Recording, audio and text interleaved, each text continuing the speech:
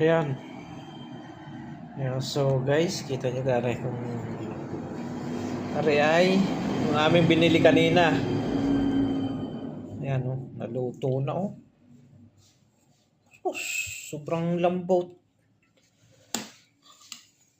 Ayan Ayan, so sa hindi pa kumakain diyan, pwede naman kaming inyong sabayan.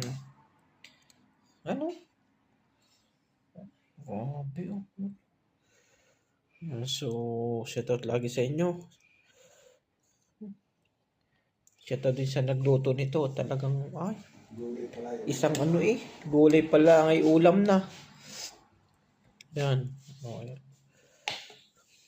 Grabe naman Sarap niyan